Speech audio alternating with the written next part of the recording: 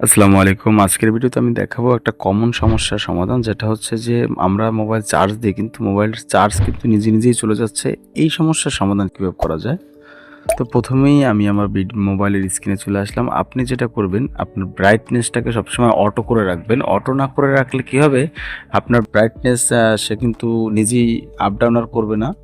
আ যার কারণে একই সময় বা আপনি বাড়িয়ে রাখলেন ওই অবস্থায় সে চার্জ টানতে থাকলো। কিন্তু আপনি ব্রাইটনেস অটো করে রাখলে আপনি যখন একটা কম আলোতে যাবেন তখন ব্রাইটনেস সে অটোমেটিক কম করে রাখবে।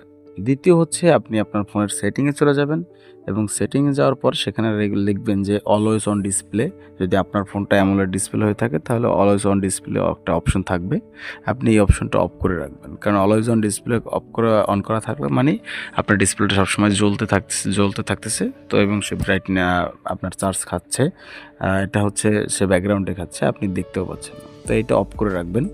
এবং দ্বিতীয়টা হচ্ছে আপনি যখন আপনার ফোনের যখন দেখা যায় যে ব্যাকগ্রাউন্ডে কোনো অ্যাপস রানিং থাকছে, তখন আপনার কিন্তু ফোনটা অটোমেটিক সে ব্যাকগ্রাউন্ডে চার্জ খাচ্ছে। তো আপনি সেটিংয়ে ওটা সার্চ করে দেখতে পারেন যে ব্যাকগ্রাউন্ড প্রসেস নামে একটা অপশন আছে। আপনি ওইটায় গিয়ে ব্যাকগ্রাউন্ড প্রসেস অফ করে রাখবেন। স্ট্যান্ডার্ড লিমিট থাকবে, তখন আপনি ওটা অফ করে রাখবেন। এবং ব্যাটারি সেভারটা ব্যবহার করুন। ব্যাটারি সেভারটা ব্যবহার করলে কি হয়?